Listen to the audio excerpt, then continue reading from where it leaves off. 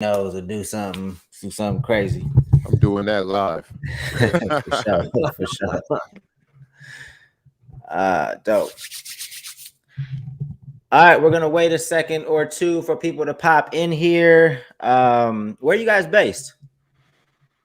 One of you's in Vegas, I think. Yeah, Las EQ's in Vegas, yes, Vegas. sir. I'm in LA. Okay, dope. So I'm out here Yeah. too. I'm in the San Fernando Valley. Okay. That's what's up. I'm in That's Long Beach. that's my old hood. Okay, Yeah, that's right, what part of the valley did you stay in? bro. I was everywhere, bro. My mom was a person who just wanted to move every 18 months, bro. So I lived in Porter Ranch, Northridge, Chatsworth, Calabasas, Woodland Hills, West Hills, bro. I was all Okay, over. So dope. I'm in He North. created Airbnb. it's a Nice. fact. Created that shit. I'm in North. Were you guys familiar when? Because I think it was a publicist of yours that who reached out. Yeah. Were you guys familiar with the Music Entrepreneur Club or no? I was not. So Okay. I'm glad that we connected now. Indeed, indeed. All right, I see people popping in. Tamika, what's going on? Michael Finn, as always, appreciate you popping in. Royal, what's going on? I see you on Facebook. No matter what platform you're tuning in on, if you post a comment, I should be able to see it. So let me know who you are and where you're coming from. So we got people from YouTube, Twitch, uh, Facebook, Eighth Life. What up, DJ Matt Perry? What's going on? We got a dope session today. This is actually my first time speaking to these fellas. So I'm looking forward to learning their story and everything they got going on. So you guys originally is Triune is how you pronounce it? Is there? Okay. Are you originally from LA? Nah, I'm originally from the Inland Empire. So Okay. I'm So like the East Valley. Southern Cali. I know a lot of Yeah. people, there's a little Inland Empire, LA.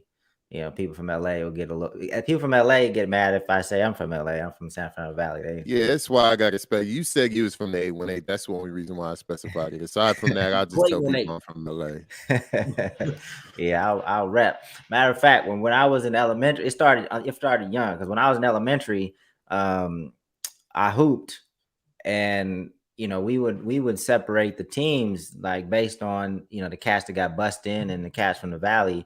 So Right. that started the division right there, and that's why I was a Bulls fan and not a Lakers fan because people would tell me I wasn't from LA. So I was like, all right, whatever. So please tell me you smartened up since you're a Lakers fan now, right? Well, I'm a LeBron fan, so at the moment I'm a Lakers Oh my fan. god! Oh So my god! Are we gonna have to get into that? do y'all hoop too? Yeah, I definitely do. Triune was a hooper. I was a baseball guy, bro. Okay, So, I played baseball too. Dope. yeah. All right, let's get into this. We got a really dope discussion today with these fellas. You guys are a group, right? And Yes. and individual artists, a rap and R&B duo. Yes. Yes, sir. But what really resonated with me about your story when they sent it over is like all the stuff that you guys are doing outside of music. Right. And I like to have these conversations with artists at your stage because like it's really something that resonates with the people that listen to our platform, right? They're going through the same thing, going through a lot of the same struggles, hopefully having some of the same wins, but you guys are banking some music wins, but then you're also doing stuff outside of music. But before we get into it, if you guys can just share a little bit about your story and kind of how you got into music and kind of what you're doing currently, and then we'll jump into all the details. So Triune, you can start. For sure, yeah. I mean, my start with music started real young. I came from the party house, the music house. My parents had all the records and the record players and the sound systems and all that good stuff. So, there was always some form of music going on in my household coming up. It was the soundtrack to our lives. And so early on, I played instruments. I played like 13 different wind instruments. And then that kind of morphed into writing poetry, and then that morphed into writing rap. So Dope. Okay. So and then and then part of your story, EQ, talk about how you guys linked up in addition to your origins. Yeah. I mean, for me, it was I was born into the music business. My mom is a 4-time Grammy winner from the 70s and 80s era of Nice. R&B and pop music. So I grew up around a lot of very, very influential people from that time. Stevie Wonder, Earth, Wind and Fire, Ray Parker Jr., the Jacksons. I mean, I was around them before I can even remember. And just being able to kind of take some time to, watch how they move, watch how they create, some interactions that a lot of people aren't privy to, obviously, because I, for lack of a better term, had an all access backstage pass to a lot of different things that, that these great monumental artists were doing. And it was an easy call for me. I remember being like 8 years old, and my mom was doing a show at it was at the time it was the Universal Amphitheater. It's not that anymore. Now it's Harry Potter World, which is sad. But I remember, I very, very vividly remember one of the songs that my mom has by the way, my mom's name is Denise Williams. So for any of you guys who are R&B pop people, she had one of her big records, which is this record called Silly. And I remember at one point she like stopped singing, and the whole crowd, like thousands of people, just were singing the song and carrying it. And I was like, I want to do that. I want that to be my journey and my legacy. So making music, creating music, it was never a conflict. It was never something I had to find a way to fall in love with. It was all I knew. So that's my own personal story. As far as us getting linked up, we had a mutual friend. We have a mutual friend by the name of Isaac Klein. He goes by Obi-Wan. He's one of the smartest hip hop historians I know. He could probably tell you what Tupac ate for breakfast on a in 1991. He just knows that shit.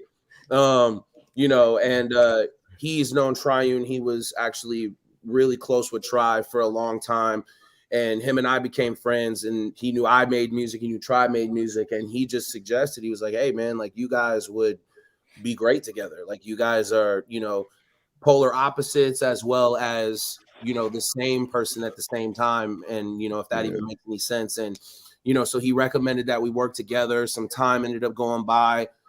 Triune at the time was working on an album called Raise to Fail, Born to Succeed, which if you guys haven't heard that, you absolutely need to, because it's amazing. And he had a record that he wanted me to do a hook on. It was this song called Pray For Him, which subsequently the video is out. And after that very first song that we did together, like it was clear that this was a perfect chemistry, working relationship, music relationship. And then we just blossomed and became friends. I mean, Triune is arguably my best friend now. Yeah. He'll be my best man at my wedding one day. Nice. But yeah, I mean, it just kind of free falled. After Pray For Him, there was another record on the album on Raise to Fail, Born to Succeed that he wanted a little piece on. And that's a record called No Trust, and that was a blast.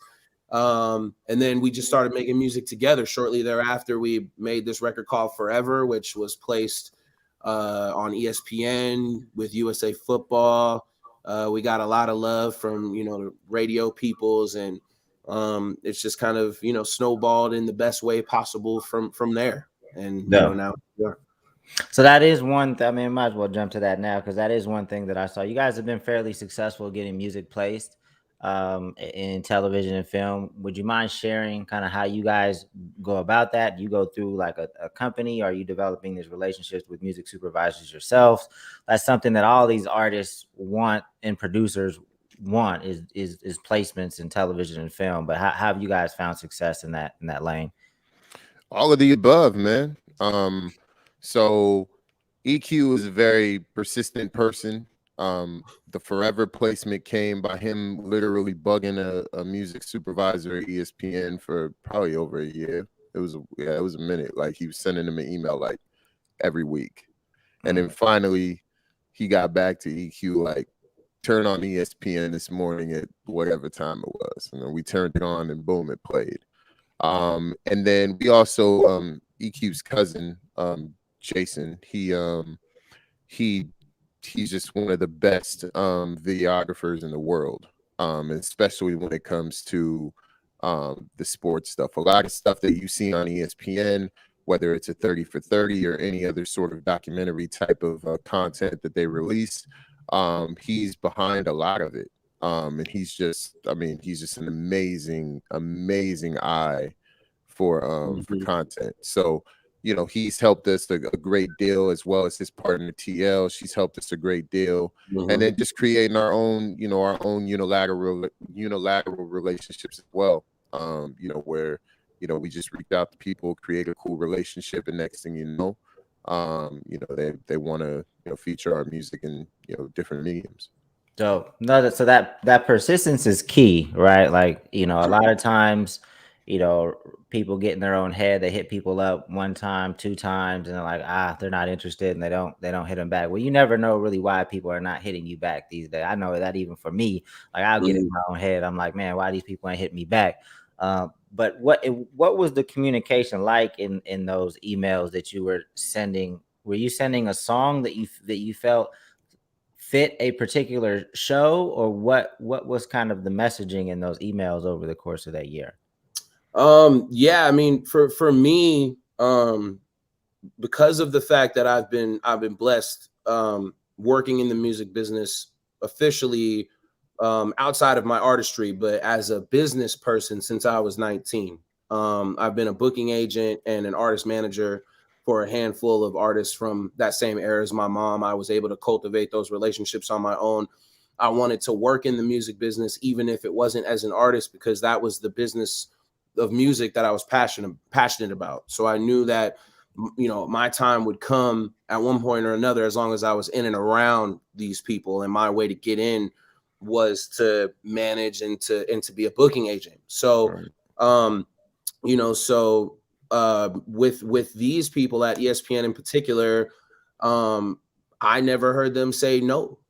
So I didn't take a no response as a no. For me, no response still means there's a chance to get a yes. And you're going to take 1,000 L's before you get the dub. But when you get the dub, you got to be ready, and you got to be optimistic, and you got to have a, you know, a readiness about you, because that dub and that yes can come at any time. So, you know, so for me, it was, I didn't send him any music. I was just sending him emails, and I wanted to have his attention. So I would send over the emails like, hey man, you know, what's up? This EQ again. I'm reaching out. I'd love to send you a catalog. Hit me back. You know, next time, yo, I know you busy. I see all this stuff on ESPN, bro. This shit is crazy. I hope all is well. Hit me back. Yo, happy Thanksgiving, bro. I hope you and your family are well. When you get a chance, hit me back. It was just always like trying to establish that communication, because I've also found that if you just cold send somebody records, you may not have their attention, you may not have their interest, and it's just going to fall into their, you know, never ending, you know, Gmail inbox or whatever it is. And, you know, you're never going to get someone's attention that way. So for me, it was to always it was always, the message for me was always to garnish his attention. And finally, after like, tries not lying, it had to be maybe 8-9 months. Like, yeah, it was a minute. Me sending him emails like every 2 to 3 days. I was blowing up. He was going to see my name every single week, no matter what, pop up in his inbox. That's a fact too. And I was blowing his shit up. And then finally he hit me back, and like, you know, obviously email, like tone and all that stuff is up for interpretation. But it was funny because when I read the email, I felt like it was just like, I read the words, but I felt like the tone was like, yo, man, like, whatever, man, just send me whatever. It was like, you know, like he was tired of me by that point. He was sick of hearing my name and seeing my name pop up on his shit. He was like, yo, just send me, you know, just send me whatever, man. Just go ahead. And it's like, okay, cool. Now I have his attention. You know what I mean? Right. And then that's when I sent him the music. And it was maybe a week later where he sent me an email back and was like, hey, you on the West Coast, right? And I was like, yeah. He's like, tune into Sports Center this morning. I know it was 9 or 10 a.m. or whatever. It was Sports Center West Coast with Carrie Champion at the time. You know, and he said, turn it on. And lo and behold, man, the top 10 plays came on, and they had Forever bumping in the background. And you know, that was the first placement, man. That's how it all got started. Yes, sir. Yeah, a lot of networking is just about timing. So, you know, he might Yes. have just reached out when he had a need, and you might have reached out just at the perfect time where he had a need. You know, it just happened to fit what he needed at the time. So you guys are work together as the music you guys put out now 100% as a group, or do you guys do your solo things as well? Yeah, both. EQ would, I mean, you'll get random singles from EQ anytime through the year. I think this year he's dropped like 4 or 5 of them. Same for myself. You'll get random, you'll get random singles throughout the year. EQ just finished his album, and it's fire from top to bottom. I don't know if you're releasing titles yet, so I'm not gonna say that, but his album is done and it's ready.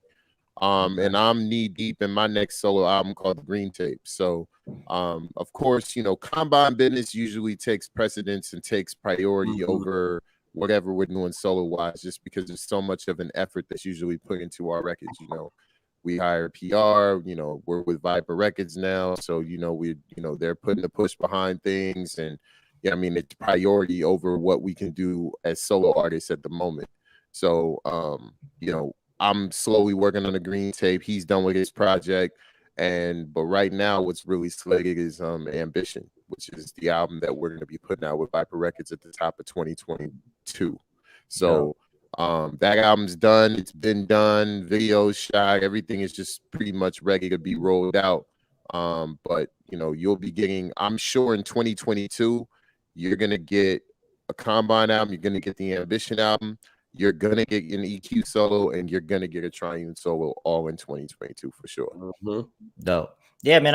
I miss groups, man. Groups are kind of not the thing anymore. With groups, we used to be all about groups when I was coming up. I don't know how old you guys are.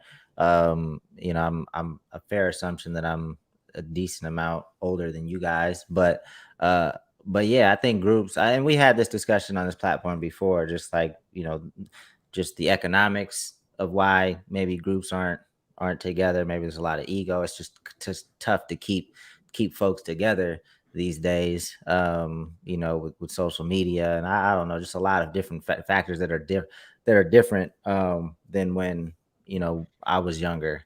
But EQ, obviously having your mom in the industry, where you guys, the way the industry evolves and like the way you pursue music is totally different than probably how she came up. What are some of the lessons learned that you do take from her experience that she shared, or that you've experienced with her? And then how is it like totally different as well? Yeah, that's a great question. You know, I think that for me, you know, there are certain truths with the music industry that she was in versus what it is now that have never changed, which a lot of that is invaluable information in regards to protecting yourself, in regards to maximizing your earnings. Those are probably the two biggest lessons that I took from her. You know, she's told me stories about how, you know, Stevie Wonder didn't know what publishing was. And my mom had to literally explain that, as my mom's first gig in the music business before she became a big solo artist.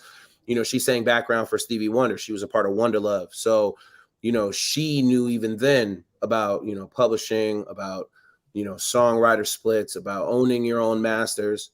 These are all things that she, you know, taught me very, very early, as well as how to make sure that each individual creative work is protected. So whether it be copyrights, whether it be, you know, if you're selling something, you know, if you're branding something, you know, at that point you get, you know, you can actually copyright, you know, a brand, or copyright a slogan or trademark.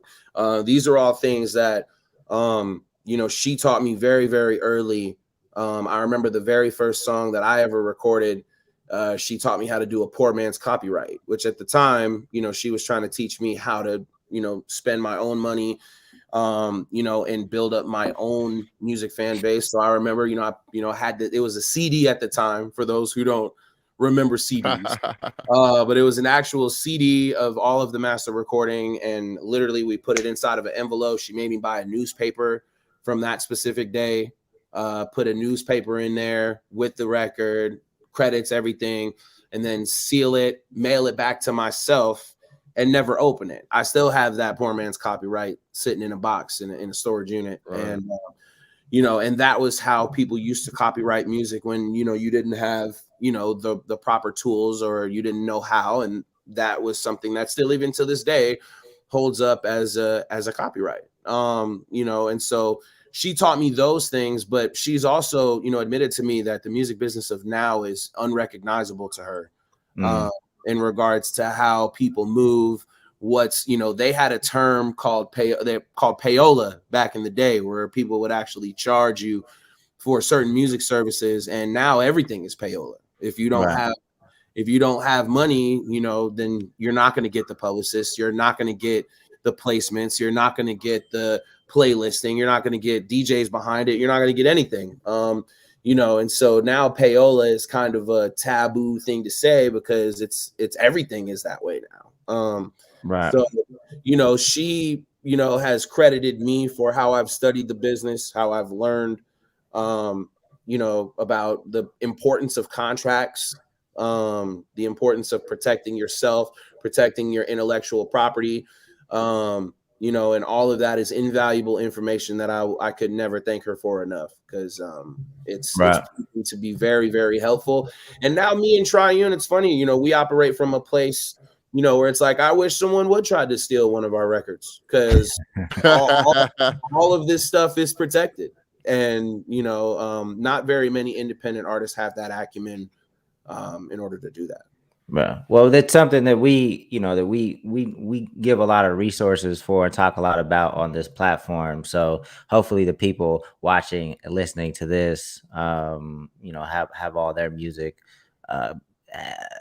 copywritten and protected, because the last thing you want to do, because my thing is, there's a flip side of this too, right? Where, you navigate the industry with your guard up so much that it actually hurts you as well. Like if you just educate yourself, do everything you're supposed to do, and then you can have conversations confidently, bring the right people in, keep the wrong people out. Yep. Right. Because I've talked about this a lot on this platform. It's like, well, I've seen so many artists that are so scared that they're keeping a lot of good people away that can really benefit them. And that's one of the reasons why they're not making any progress, because their guard is too up, and when they truly just need to educate themselves and have conversations.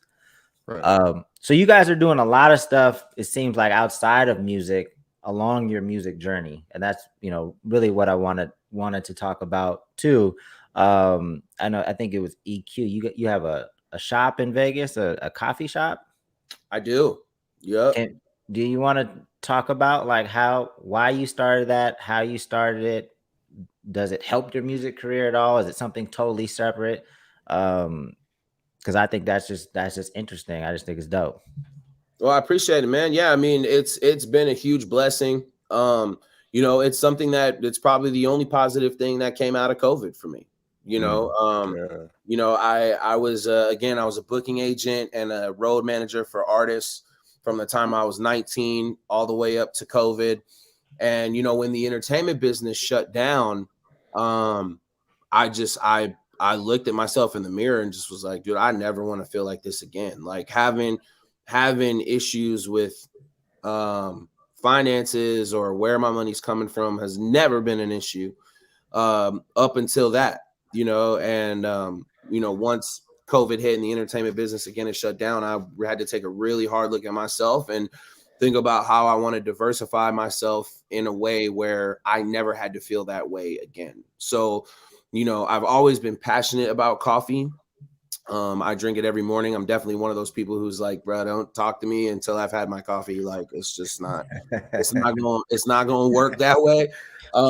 Try smile like, yeah, that's him. Yeah, like, yeah, he knows, bro. Every time I'm out in LA, bro, I be telling, we get up early to do something, be like, hey, bro, you gonna have to run by this Starbucks real quick, because it's just I gotta have it. And I know that after doing some research, the coffee business actually excelled during COVID.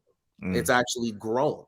And so, for me, I wanted a piece of that. You know, caffeine is the most sold and consumed drug every single year, and it ain't close. And that's kind of my mantra for me wanting to get into that business. And what I kept telling myself was, yo, I just got to create something that's fresh, that's new, that, you know, brings the culture together. And now we have the Culture Coffee Company, our first flagship store here in Vegas, and Triune has invested in that.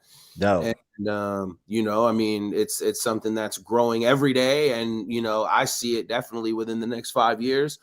I see us being a publicly traded company, locations in multiple states and cities, and you know, all different parts of the country, and eventually internationally too. So, Yo, I love it, man, because what I try to do with this platform is just to get young people to think outside of the box. Like, you know, a lot. So there are a few people, you know, there's a small percentage that will be able to just dive into music and have music be their only thing that they do for the rest of their life. But the truth of the matter is that's not the case for most people that want to pursue music.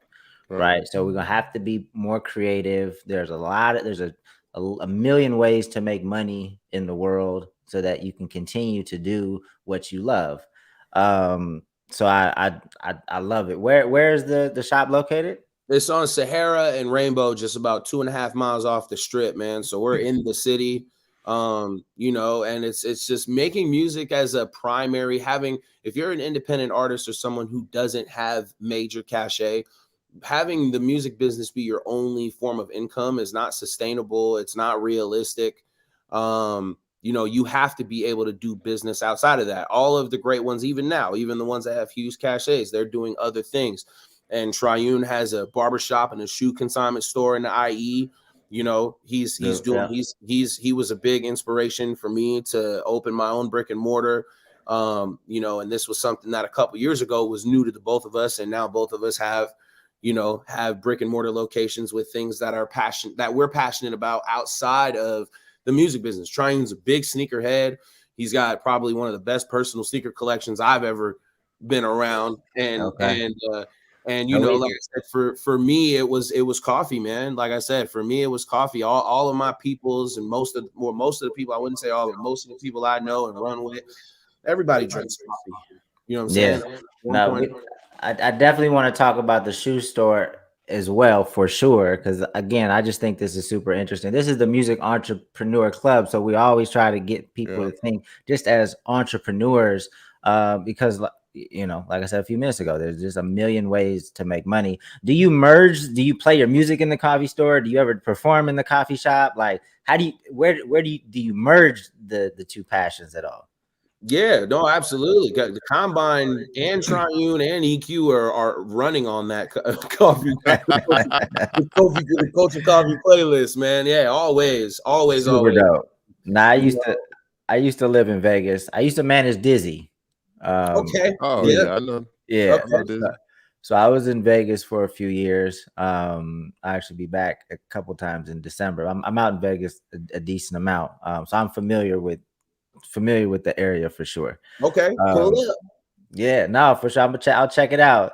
And so try. You got the sneak. So your other passion is sneakers. So you opened up a sneaker shop in the IE. Yeah, so it's called Kicks and Cuts. It's half the shop is a resale / consignment sneaker shop, and then the other side is a barber shop. We got 6 chairs in there, and then we have a whole wall full of sneakers and a bunch of shit in the back. So yeah, I've always been a sneakerhead. I used to have a real bad sneaker addiction, should I say. I mean, I was buying sneakers for a while. Yeah. Yo, I mean, we're used to. I don't buy like before. I used to buy sneakers like albums, like every week. Whatever the drop was. And I'm going to get 2 pairs, one to rock and one, you know, for whatever.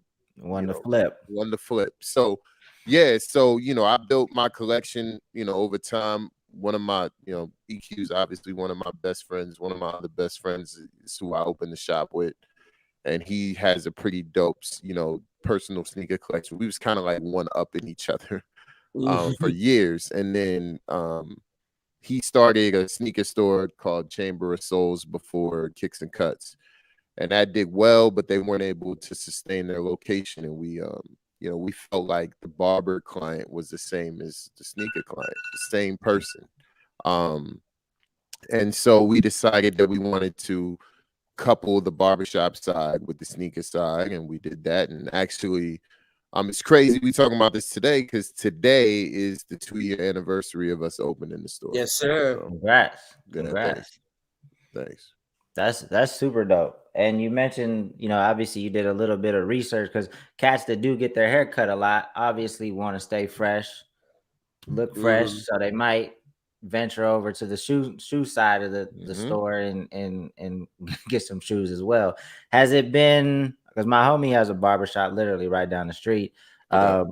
the barber business, I know, are cats just renting the chair for the month? So Yeah. So it kind of depends on where the barber's at in their journey. You know, once a barber gets to a point to where, you know, they're settled in their location and they have clientele, most times they want to go to a booth rent model, because if you go to a commission model, they'll end up paying more. Right. But when they're, you know, when they're earlier on in their journey and maybe they're new to the area or they don't necessarily have the clientele and they're trying to build that, we'll do commission to help out as long as there's a minimum. So yeah, we got 6 chairs in there. 5 of them are full right now. We're in the process of bringing on a 6th person because the traffic is there for it. And yeah, man, you know, we're starting to kind of become the well-known local barbershop. The whole purpose for even putting the barbershop there was I went to school up the street at Etiwanda High School, and so I kind of wanted to service the same community that had, you know, kind of brought me up, and so I do cross collaborations because Etiwanda, you're a hooper, so you might know Etiwanda High School has a really good program, and you know they're up there with the Crenshaws and the Westchesters and those schools in Southern California, you know, the Long Beach Polys, etc. Like we're always in CIF, we're always in state, etc. So, you know, they still have the same coach up there that was there when I was there, and so. You know, we do cross collaborations with the team, and you know, we just try and you know, just let the community know that we're there. We're there to get them fresh. Dope. Yeah. I know a few other artists. I know Audio Pushes out there. Yeah. Hit Boy. Triz. Yep. Triz. Yeah. Dope. No, super dope. Can you guys share a bit about like how you got started with these businesses, like where you got the startup capital, and just a little bit about the process of even, and then how long it took to get both of these businesses up and running? Yeah, for Kicks and Cuts, well, I have another business called Uno Marketing. It's a digital marketing agency. That's what I run on a day-to-day. So the capital for Kicks and Cuts came from that, and then as well, all of our partners chipped in. We have a partner that's a UFC fighter. His name is Darion Caldwell. He fights for Bellator. So he gave some cash. I gave some cash. My homie Deadeye gave some cash.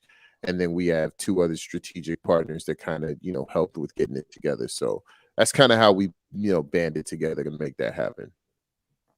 Dope. And and in regard to timing, it probably took us 2 years to get that location. You know, at the end of the day, you know, we're still black, so you know, trying to get the, you know, getting the location was tough because we wanted that location.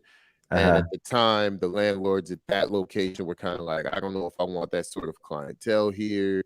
I don't want people out here, you know, the barbershop stigma. I don't want people out here being being loud, yelling, smoking weed, and in front of this, in the shopping center. I don't know if we want that here. And so we had to, similar to how EQ was with the ESPN music supervisor, we just had to be persistent and just let them know, like, look, we have excellent credit, we have the money, we have influence in the area, we have all the things that we need to be able to build this business. You need to give us this opportunity, and these are the reasons why. And so eventually, he caved and said, all right, I have this space, it's right here. You guys want this space? We took the space, and 2 years later, here we are. No, and I don't know. I don't know if people are listening to this saying, like, why is Dame taking the conversations direct? Like, I still want everybody to pursue music. I want you to pursue your passions, but also I just want to, again, open up your mind. Like, there's just so many ways to make money, to be happy, and to continue to make music. That's why we're going in this direction. That's why I wanted to talk to these gentlemen, because I just think it's super dope. And it's just another, I think it's just another part of your story that makes you interesting, to make your music interesting, just makes you as a person interesting, right? Because that's ultimately kind of what helps sell music. Like if you're an interesting person, you can get people's attention and at least give your music a chance to be heard. So if you have, Yeah, to kind of expand on that, I'll tell artists all the time, like, if you don't mind being, having some tiny money or being broke at points, then just make music. That is for some people. Some people just look, all I do well in life is make music and go and perform it. So if I have a record that's popping, I'm making money. And if I'm not, then I'm not. And if that's how you kind of want to live your life, do your thing. EQ and I have never been the type of artist that was complacent at all in regard to our income. Like, even now we're doing pretty well, but we want to do even more and more and more and more. And so the only way that that's going to happen, because at this point in time, we're not platinum selling artists. We don't have Drake on the single. Like, that's not where we're at in our careers yet. So we have to find other means, and we can use our influence within music to make these other means happen, and to kind of guide that movement. But it's necessary to have other means, because music is not going to be, I mean, I'll always make music as long as I'm physically able. I will always make music. But in regard to being like a public figure and public facing and putting records out and doing things on a schedule, and that's not going to be here forever. And so, but what could be here forever is a barbershop, because people absolutely need to get their haircuts, or a coffee shop, because caffeine is never going to be a product that's not consumed. You know what I'm saying? So, or digital marketing. That's something like, people are going to run ads on search engines or social media channels as long as they exist. So yeah. The digital marketing company, obviously that's another interesting angle too, because that means you guys know what you're doing when it comes to marketing your own music. If you have this skill set, what type of, do you work only with artists? Do you work with small businesses? How did that start? I work with medium to large businesses. I don't even work with artists, to be honest with you. Most artists don't have the budget. And when they do, they usually have these very weird expectations. I work with either e-commerce operation. Yeah, I'm just being real. Like, artists would be like, I have $1,000. I want 1 million followers. It's like, right. All right, well, get outside with the clipboard and go make it happen, because that's not going to happen through any digital channel. But I work with like e-commerce businesses and lead generation companies. To name a few, I've worked with Amazon, I've worked with Microsoft, I've worked with the Microsoft subsidiary Oculus. I've worked with a bunch of big companies and a bunch of smaller companies as well. So that's what we do. And it absolutely helps with the music, because even now, like working with Viper, we come up with certain ideas that are completely off the radar for them. Or, they came to me when we first had established our agreement. They were like, so can you give us an idea of what you were doing tactic wise across these different channels and how you were obtaining these numbers? And I had to kind of send them a real thorough email of, okay, well, this is what we spent here, this is what we spent here, this is what our CPV was here, this is what our CPM was here, this is how I achieved this, these are the placements, the interest categories, all that shit.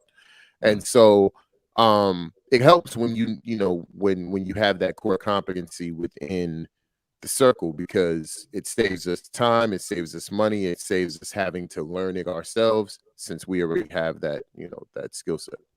No, for sure. Because even when a lot of artists get signed, when artists get signed, if you don't know what the marketing team is doing, like if you can't talk to them and understand kind of what they're doing, a lot of people blow their budget. They don't even know, and it could be super ineffective what their marketing team was doing. I'm sure if you're sitting down with Viper Records, like you're having input, you understand what needs to be done, and you can make sure that no dollar is wasted. Certainly, yeah. I mean, you get. We try to, you know what I'm saying? Like, obviously they have their own team and they have, their own ideas and things that they're passionate about. So, there's a healthy level of contention there, but we're definitely not the artists that don't have anything to offer in that space. And, being that we have like 4 videos over 1 million views, we have, I think 13 or 14 licensing placements over the last 2 or 3 years. We have, I'm saying, like songs that have streamed in millions and shit like that. They kind of have to listen to us because we have a track record of having successful campaigns.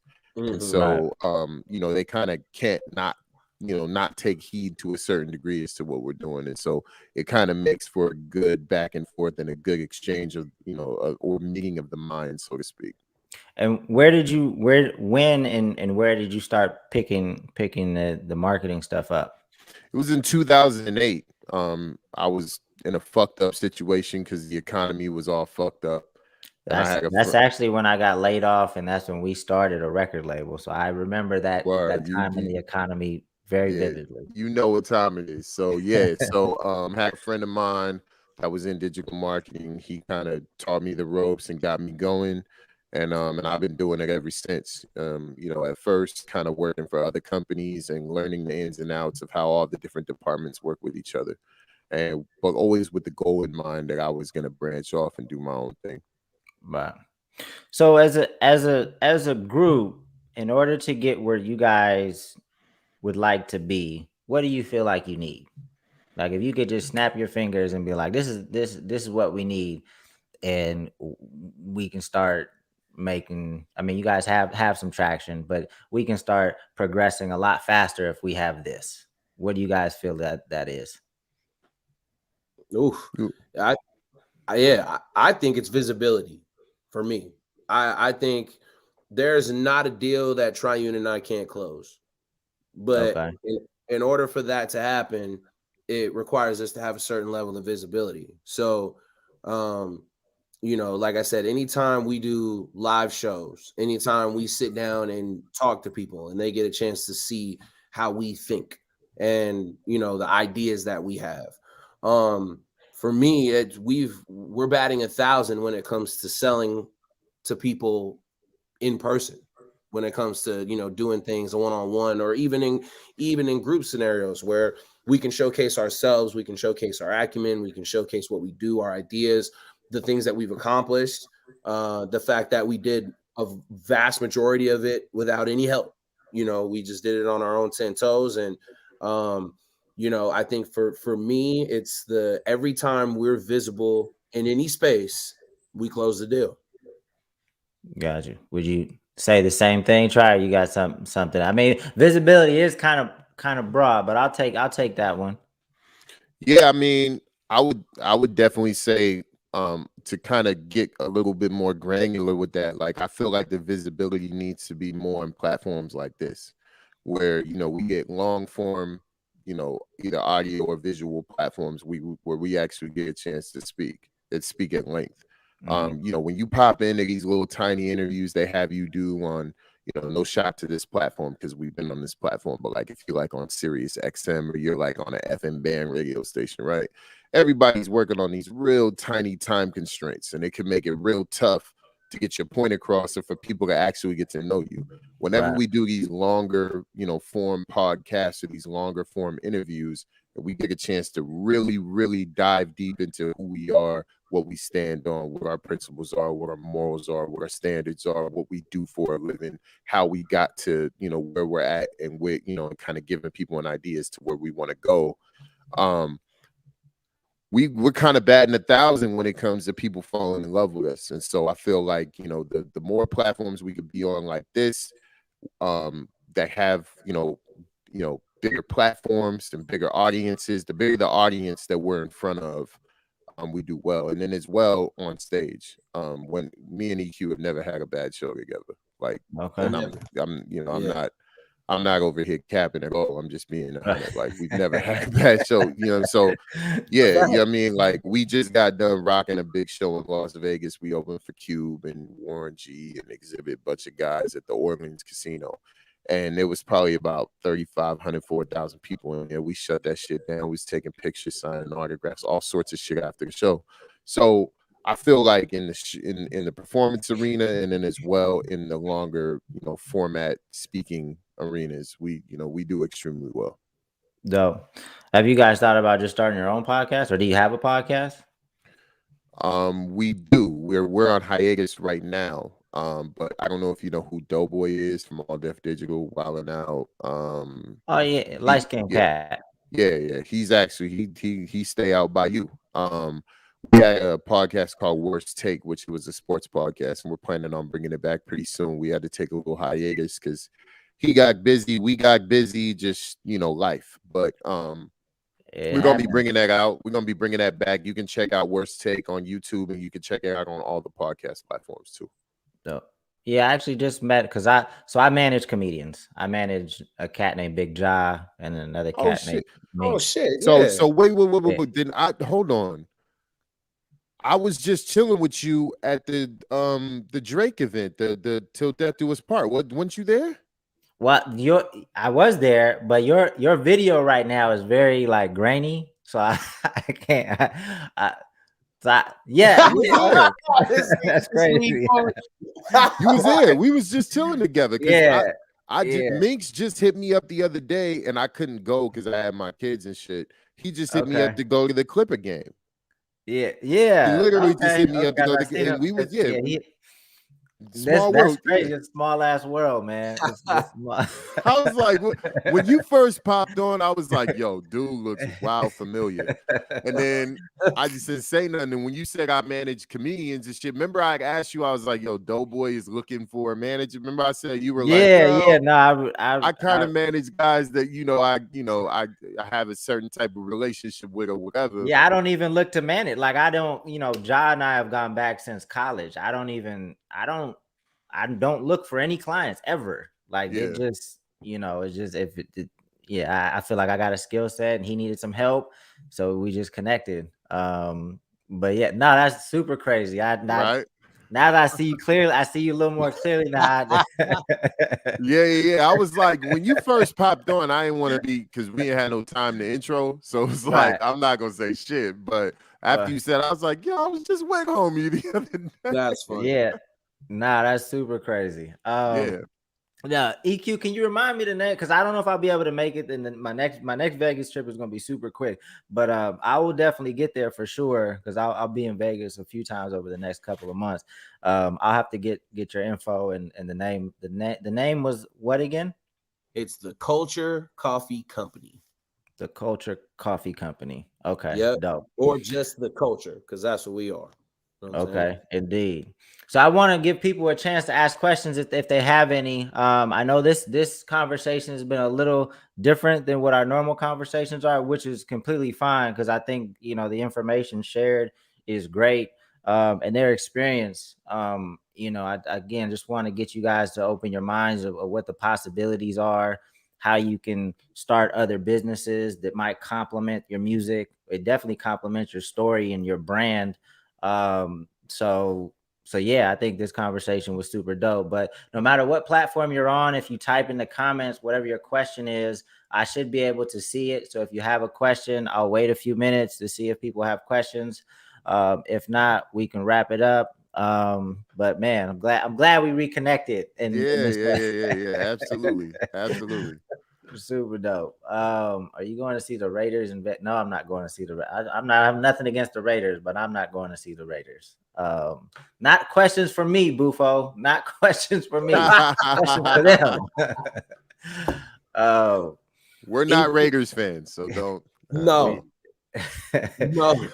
EQ, you said you were a booking agent, and you were a roadman and an artist manager, so you did all. I did, man. I did, man. I was Did you like it? You know what? There were parts of it that I definitely loved. I've always been a guy who loves negotiation and making the deal. Like I just get off to that. Me and Triune were both car guys.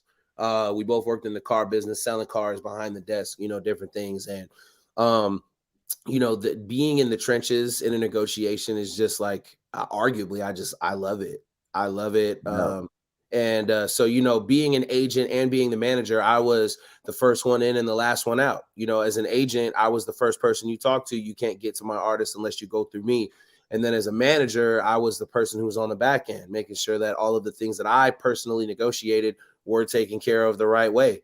And I currently have like a short series that I'm doing in reels on Instagram. It's called Janky Promoters. And yes, it is real stories about awful things that have happened and things that I myself have experienced and gone through. None of this is hearsay. It's not coming from no one else. This is shit I've experienced. And it gets pretty wild out there, man. You know, it's pretty crazy. So yeah, I did love it. Obviously, it sucks when you're dealing with someone who's not handling their business, but you know, it's definitely something I will never forget.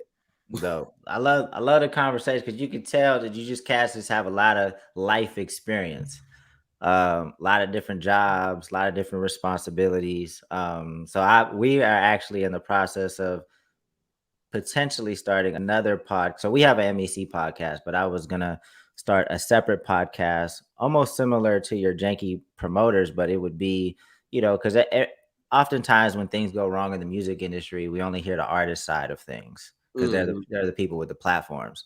This one is gonna be for labels and managers an opportunity to tell their sides of stories. So that's going to be called the Blame Dame podcast, and that's something that hopefully we get started in 2022.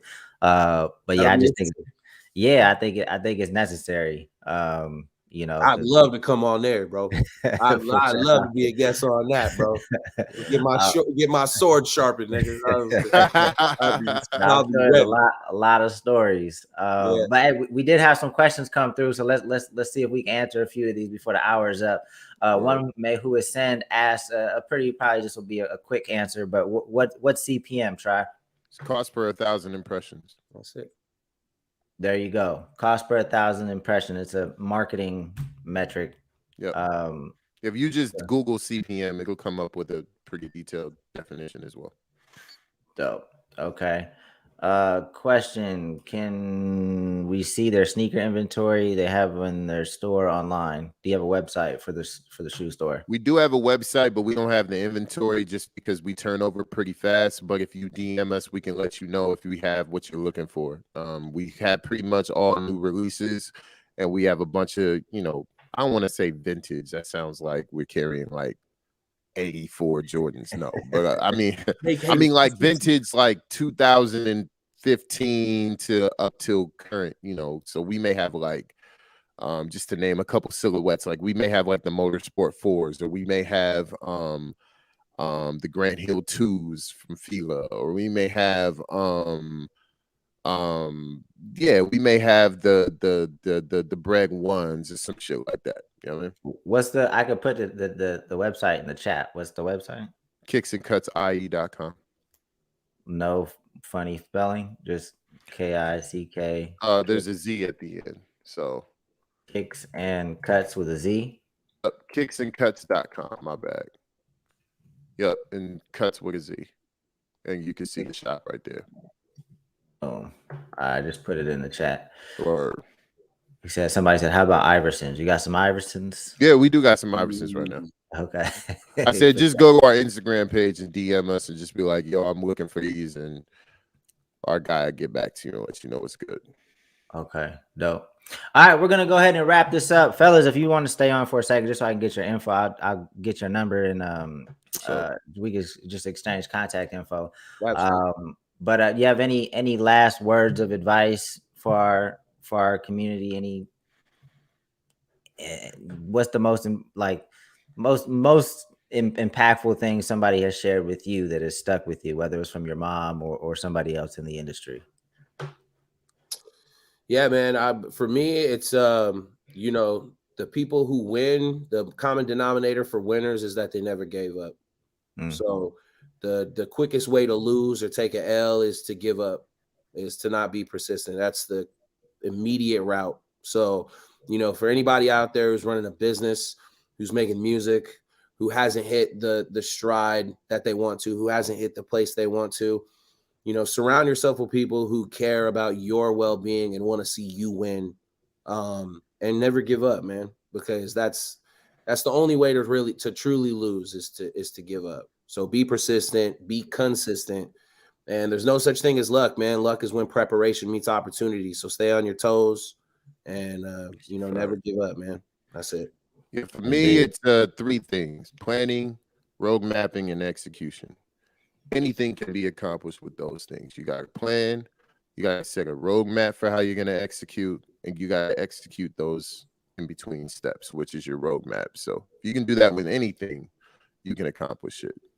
There you go. You can't just be like, yo, 2022, I'm gonna take over shit and just without a roadmap and no planning. So it's gotta Man, keep it a bug with you. I know this may sound facetious as fuck, but I laugh at a lot of New Year's resolutions. Oh yeah. Because I know you just made that shit up yesterday. Like, Right. I know you just wrote this shit down on a note yesterday. You have no clue how you're gonna get there. And I'm just like, I don't even know why people make them shits. Right. I know it's about to be December, so I'm telling people now, if you're watching this, or if you get to watch this, if your 2021 wasn't planned out by the time October rolled in, you're behind the 8 ball.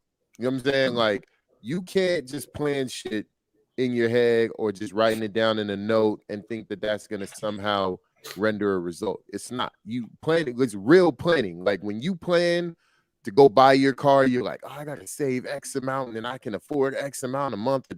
All that shit that goes into that, that's the type of planning you got to do for everything else that you do.